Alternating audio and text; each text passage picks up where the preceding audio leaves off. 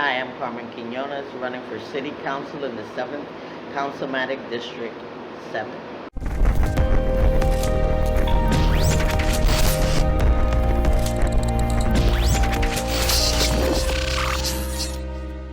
Hey, what's up? It's your boy DGL7. Now, as you know, I have many activists and people who are candidates who are, I interview on the channel. But this is actually one of the candidates and activists that I'm really most excited about. I think she's amazing, and I'm really excited to present her today. I'm gonna let her introduce herself, so go ahead. Hi, I'm Carmen Quinones, running for City Council in the 7th Councilmatic District 7. We like L7, baby. That's how we do, yeah?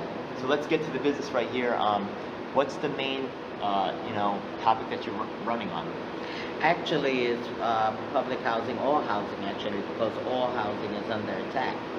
And of course, crime. Crime is at its all-time high. Our children are being killed in the street like it's nothing. And of course, the education system. Okay, great. So we're going to ask about those topics in a moment, but I like to put my partners first, right? So I'm going to ask you some questions for some of my political allies. The first one I'm going to ask about is Assange. Would you be willing to support Assange? I have to know a little bit more about Assange. Okay, Assange is actually the WikiLeaks guy. He actually released something called double taps. They would actually shoot a bomb down, right? And then what happened was that afterwards, right, primary responders come in to help people, right? And reporters will come in to try to see what's going on, right? They're not supposed to shoot a second time because that would kill, health aid workers, stuff like that, right? But they pull the trigger a second time and they blow up those people as well. So those videos were released. He also released bad stuff on Republicans and the Democrats cheered him at that time. But then he also released Hillary Clinton's emails. And after that, he became, he's locked up in prison in England right now. And you know why they didn't release him to the United States? No way. It's hilarious. Our allies, England, said that U.S. jails are too inhumane. That's our ally. That's how bad it is, right? That's really sad. So one project we're trying to do is if we get a majority of people who, in these interviews, if we can find enough candidates who get elected to support Assange, we can say that New York City supports Assange. So maybe we can come back to that, but yeah, we can come back to that because I'd like to do some more research on that. Okay, no problem. Another community that works with is disabled. And people with disabilities, right now, people who have disabilities, they're allowed to be paid sub-minimum wage. But if you look at minimum wage, it's basically a subsistence wage. You can barely pay rent. In fact, a lot of people can't pay rent and pay for food and stuff like that. And these people with disabilities have more costs. Would you support, minimum wage being applied? If it's not minimum wage, then maybe the government could provide supplementary assistance for people who are disabled to make up for the productivity loss. But somehow, it seems they should lift the minimum wage, period. Yeah, that as well. But for people with disabilities, would you support them being able to receive minimum wage? Of course. That's wonderful. I appreciate that. Yeah. Another issue is going to be the trans community. So the thing is that people who are trans, they're often discriminated against, in jobs, just in life in general. And sometimes when they try to get into public housing, like that's just one example. Let's say, for example, that they face discrimination, maybe like someone posts, they get jumped by people that are wearing, masks or something, or maybe they are, someone dumps some crap in front of their door, and they end up leaving public housing. We know there's no law that says that we're allowed to discriminate against them, right? But how can we, if we look at them being pushed out, maybe let's suppose the percentages are low of them being able to get into public housing, what can we do for this community to assure that they're able to access services like public housing? Well, listen, they're human beings like everybody else. They're just like you and me. Yeah. Just because they're trans doesn't mean that they don't have legal rights. And of course, I would support anything to make sure that they're okay. I have trans in my family. So so yes, I take that personal. So how do we make sure that even though the laws say that there's It's not just about laws, but it's also about implementation, right? So how do we? So I could tell you there's different ideas. One idea is, let's suppose that 2% of the population is trans, but we look at the numbers and say only 0.5% of the people in public housing are trans. One idea was we take a certain amount of housing set aside, but it's controversial because it can be considered ghettoization, right? So what might be would you be for a solution that maybe assured that they're being serviced appropriately? Of course. So maybe like. But of course. Yeah. Okay. Of course. So maybe quotas and stuff. There's no question about that. So there's no question about that. Again, and I stand firmly on this. It doesn't matter what you are or who you are. You have the same rights as anybody else. And there should not be a percentage. No. Okay. If you need housing, you should be able to get it, and there's no ifs and ands about that. Percentage of what? They're not less than we are. Right. Okay. That's okay. A good We're all the same. Appreciate that. Now the last one group that I'm going to ask for you is the UBI, right? Do you support UBI? Tell me what UBI is. Okay. UBI stands for Universal Basic Income. It was originally talked about by Martin Luther King. So now I like that. What is UBI? Because a lot of people, and I think especially newbies, talking to the Yang Gang right here, okay? People will just hear this broad idea and they're for it, but that's how a lot of the programs for the poor get weaponized against us. So the implementation is very important. One UBI is not the same as another UBI. So I'm very happy to hear someone with experience asking these types of questions, and I encourage you guys to ask those types of questions. But just as a general, a universal basic income would say everybody in the nation would be applicable to receive a certain amount of income just guaranteed. Would you be for a program like that? Okay, that's cool. So some specifics we have to iron out. Often UBI is accused, Yang's UBI is accused of destroying benefits, and we're not for that. But the idea of taking care of everybody is something that Carmen likes. So I like that too. Yeah, thank you so much. Of course. Okay, so now I'm going to ask you some questions just related to the regular campaign over here. So we addressed some of those earlier. So let's take a look at, we have this, well, one of the biggest issues right now is the violence going on in the streets. We see, like I said, violence is at all-time high. It looks like we're going back to the 80s right now. Yeah, so so they have this term, defund the police, things like that. How do you feel about those types of plans? I'm not for defunding the police. I'm not either, yeah? Well, I want to hear more about yours. I am That's not good. for defunding the police. Actually, I work very closely with the police, with my 24th precinct and my PSA, my PSA 6. We are definitely making sure that the community gets to know their policing officers. It is something that we really need to do. We need to bring the community together. Right now, we're losing too many children. Since this defunding the police, the crime has gone up. Why? Because they have the police officers' hands tied to a certain part where they're now not doing anything. Yeah. Okay? That's true. Because they can lose their jobs. Yeah. And so what happens? I have 19 grandkids. I have 13 great-grand. So are you telling me that when my kids come out to the street, they have no backup at all? I have to worry about every time my boys go out to the street, will they come back home? I agree with that. Well, we have nothing but different gangs out here doing, because if you notice, our children, and especially our young men, have no jobs. Yeah. So how do you expect them to live? They all means necessary. They got to go out there. They got to sell drugs in order to get Pampers. Have you noticed how much a can of milk costs for a baby at this point?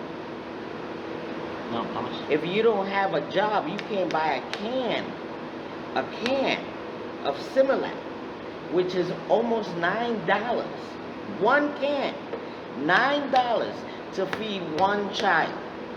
How do you expect them to live if you don't give them the means to live? You won't give them the jobs. You won't give them programs. Okay? I mean, everything is being taken away. Yeah. There's just no way that we can live like this. And again, it's we damn if we do and we damn if we don't around here. Let's take a look at education, right? Education, they talk about, probably the main thing they're talking about, a lot of things they're talking about is, they won't address the real core of the essence, but right now the main talk is about those SHST schools, gifted and talented programs. How do you feel about that whole thing? Let me tell you something. I think all kids are gifted and talented. It depends on the parents and what they're doing with them children. But right now, this charter school against public school, all schools. I love charter schools. Most of my children are in charter school and public schools. But the thing that we need to really remember is that all schools need to be equally funded, period. They all need to have the same thing for each child. There is not one child better than another child. They're all gifted in their own way. They just need the means in both of the public schools and charter schools to be the same. I appreciate that. Yeah, sometimes all we want is fairness. We're not asking for more, just what's fair. That's it. Yeah. That's it. Being fair. These schools, and I really don't want the mayor to have any more say over these schools. The schools need to be turned over to the parents like they were before. Parents have to. Do you know what a parent has to do to go into school? No, why is that? Huh? They gotta go through hell just to get into school to find out what their kids are doing. The parents don't have carte blanche in the schools like they used to. The PTAs are not funded like they used to. And in order for a parent to go, you got to make an appointment to go into school. What kind of shit is that? If my child is in that school 9 hours, I'm gonna walk in and out that bad boy. And they don't want to see, because they don't want to be accountable. That's the unfortunate. So it's expanding unaccountability of people in power. Exactly. Yeah. And I don't believe that the police officers need to be in the schools. Okay. I think the patrol needs to be parents. Hopefully the parents can do a little bit more. I think the kids are more scared of parents than they are. Exactly. The cops, yeah? Exactly. All right. Exactly. So let's talk about, right now there's this whole COVID thing going on, reopening, vaccine mandates, stuff like that. How do you feel about that whole situation? I think that no one has the right to tell me what to take and when to take it. I don't think anyone has the right to tell me that I have to, that it's mandated for me to take a shot. I suffer from lupus and COPD. You don't know my history. You don't know what's good for me. Yeah. And to say that you mandating somebody to take something, no, I don't think so. Yeah, it's just a mono solution when we are not. I don't think so. Yeah. I really don't. I mean, to each his own. You want to get immunized, then do it. If you don't want to get vaccinated, you should have that right too. Yeah. So appreciate. I think that should hopefully help a lot of people make decisions. There are other candidates that I've worked with that are working on open spaces, parks, environmental issues, things like that. Mm-hmm. But I think those are really the bulk issues that most people are concerned about. Exactly. Now I'm going to focus on you as an activist right now. There's a lot of my channel focuses on activism and helping people who are interested in activism learn about what to do. So, as an activist, what do you think are the most productive activities for activists to engage in? First of all, just know your community and get involved, making sure that the people in your community have what they need. I give out 18,000 pounds of food here every month. And plus, I become a pantry. And as you see now with them boxes, we're getting ready to have an event. And it's about taking care of the people that can't take care of themselves no more. We have a lot of big senior population here that, because of the crime, because of COVID, are stuck in their apartments. So we need to learn how to knock on doors and find out how our neighbors are doing and what they need, and making sure that they have what they need. And I think if we start at home, we can then go out to the community and make sure that the community is fine also. But it starts at home. Everything starts at home, just like the school system starts at home. Crime You have to teach your children about it. That's true. You know what I mean? Yeah. You got to tell them, you let them know that, you know, you can't eat unless you work, right? Yeah. I'm going to ask you one question. I'm going to splice it towards the beginning of the interview. I'm going to ask about your experience. Okay. So, it's going to come in. Hey, so I'm with you. I gave you a nice big, introduction right there. I said you're one of my top people right here. You definitely are. Super excited to actually finally meet you in person. And likewise. But I want my audience to really get to know you a little better. Maybe share some of your experience as an activist and as a candidate. Sure. I've been in this field now 35 years. I've been a Democratic district leader. I've been a state committee woman. I've elected judges into their spots, Supreme Court, Civil Court, you name it, done that. I've also done more campaigns than you care to count. I've elected from presidents on down. All these elected officials that are here now where I live, I got them in their seat. And again, you know, we've been doing this for so long. I've been doing this for so long, and that's why I'm running for city council. One thing COVID showed me was that we were all alone, and we needed to depend on just ourselves. There were no elected officials that came to help us out. We needed to help ourselves, and that's what I did. I've been on the forefront since COVID-19 hit. We've been giving out food since then. Most of us got sick and came right back and still doing the same thing. We're still doing the work. And it's not talking the talk, it's walking the walk. That's what it's about. You can talk the talk, but if you don't walk the walk, then you're nothing. And so it really taught me that we were all alone. It really taught me that our seniors were all alone. I have a large population that doesn't speak English. And so we had to make sure that they were being taken care of. We saw so many bodies coming out of these. I have 3,000 residents here in Douglas houses. And we saw bodies coming out of here like it was going out of style. Yeah. And it just taught me that I needed to go to another level. Been here, done that. Yeah, you're tenant associate president at these houses now, yes, right? I am. And also, not only that, but you also have a coalition of different housing units Yes. that are working with you called Occupy We have Night 10, Squad. actually, we have 10 developments underneath Occupy Nitra. Occupy Nitra, I'm the CEO of Occupy Nitra, and what we do is we take different developments that are not PAC, RAD, or the Blueprint, and we are fighting for resident management and home ownership, because that's really what needs to happen. I've lived here myself 35 years. My mother lived here before me. We've paid for these apartments, and I'm quite sure a lot of families feel the same way. They've been here 30, 45, 50 years maybe. They own these apartments, and rightfully so. And under the 964 regulations, we are allowed to have our own apartments. We are allowed to have resident management. For who doesn't want resident management and wants to have a home ownership, they should be able to have that, and they can. And so that's what I'm fighting for now. Now, Carmen Quinones is the first one to work on this issue here in New York City. She's definitely a leader in this field.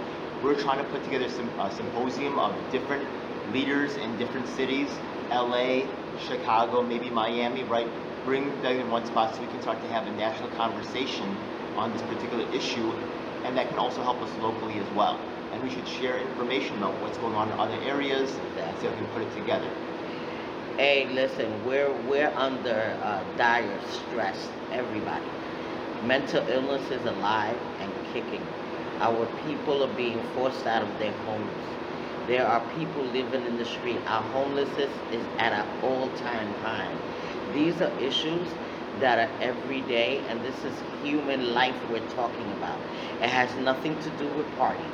It has nothing to do with Republican, Democrat, Independent, Green Party.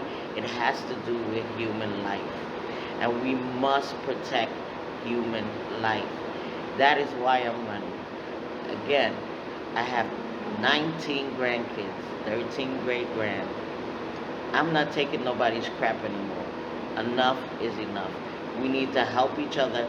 Stop depending on elected officials that have sold you out and continue to sell you out. You have to depend on yourselves. We have to come together as a community so that we can let them know that we're not letting them anymore take over again. We're the ones that have to work for ourselves. We're the ones that have to protect each other. So I was talking with a friend last night, and he was telling me his mom lives in public housing, and his first word was, I don't want to do anything political, what can I do for myself? But the fact of the matter is you're fighting against development companies with billions of dollars. Are you telling me you don't want the help of someone who's 35 years in the game as an activist, tenured associate president? You need help to win, and you have a lot to gain. How can people contact Occupy Natural? How can people contact you, find out more about the work you're doing? Sure, you can reach me at ROSAQUINONES1938 Reach out to me. And go on my website, CarmenQuinones.com. And if you want, please donate. We need $5, $10, anything that you can give for the movement. But let's do what we got to do, because let me tell you something, we got more against us than for us. But if we stand together, we'll win. I'm going to put a lot of people in your way. If you're watching from the Yang Gang, this is who you got to talk to. I know you guys have the march coming up this week. If you're watching that video, this is the person. MPP, New York, what's up? This is the person to talk to. We have a very powerful person here, a lot of knowledge. We can come together and start winning now. Tulsi people you know, right here, AUC people that I work with, you know, just them. Everybody come together on this. The people in public housing need you now. We need you now. This is a special time in decades where this is going down now. This is, and nobody's talking about it except for people like Carmen. Exactly. Yeah. Listen, I started this movement when it comes to resident management home ownership. I was the one that started it. And so I'm glad a lot of people are jumping on the bandwagon, but a lot of people are doing it the wrong way. And we all need to be mindful of what we are. And we are stakeholders. Remember that. You own your stuff. Don't let nobody take it. Don't let nobody take it. Let's stand together. Let's fight. And just so you know, there's traps everywhere. You need guidance, because the thing is that what they'll do is once we start to get to a certain point, they're going to bring in a celebrity, some other politician who's going to try to convince you that your name doesn't need to be on the mortgage. There'll be some kind of weird financial crappy deal, right, where they're going to end up getting the money in the apartment and some dumb stuff. There's a lot of traps in this game. So someone with experience can really help you from falling into those, such as talking about like having a 501c3. Yeah. That they put up a lot of other barriers. They're not going to make it easy. If you're in public housing and you don't have your 501c3 yet, you need to get it. Yeah, the because without it, they will come into your development and do as they please. That's how rad impact happens. Most of our there's 304 public housing, okay, developments. And most of them are not even 501c3. That's horrible. Become a 501c3 so that they don't come in your place and do as they please. And that's exactly what they're doing. They're banking on people that don't have their 501c3s. So. CarmenQuinones.com. Get some of your materials out here. Come by Douglas Houses. Come pick up some materials. Put them up all over the projects. We can't count on anybody else to project this message but people like yourself. We need you. It's a dark day in our nation when high-level authorities will seek to use every method to silence dissent. The truth must be told. And if you want the truth, you need to check out independent media producers just like myself, DJ L7. You should subscribe and hit the bell icon to get notifications when I release a new video. Truth of these We words are on all is the beyond different doubt. platforms. That includes Facebook, Twitter, Instagram, and of course YouTube. Unfortunately, we have definitely seen that these mainstream outlets will cave to corporate interests, so we encourage you to join our independently moderated communities of Reddit and Discord. We also encourage you to subscribe to us on BitChute and Dailymotion so you can see the content that YouTube doesn't want us to let you see. Hey, now it's time for the most important part of the video. That's right. It's time for us to tell you about the Taking Action Group. Do you need an activist? Or maybe there's no activists around willing to help you with your cause and you need to learn to become an activist. That's exactly why we're here. Every week we get up with people from across the nation, in fact even sometimes internationally, and we develop strategies and a game plan to address the issues that are affecting all of us. Every week myself from New York City and of course my co-host Lisa from Los Angeles provide a coast-to-coast perspective on what's going on in the country. If you want to donate to help out with expenses, travel, equipment, stuff like that, then I definitely appreciate it, and you can hit us off at Venmo or PayPal. Thanks a lot. Hey, by the way, we also have a merch store, so check it out. Oh my goodness, it seems like you've reached the end of the video, so make sure you check out some of our other videos. Make sure you subscribe. This is your last chance to do so thanks a lot. And looking forward to seeing you on the next one. Hope you guys enjoyed. Please comment below if you have any questions or issues you'd like me to address. And if you're an activist, the time to make things happen is now.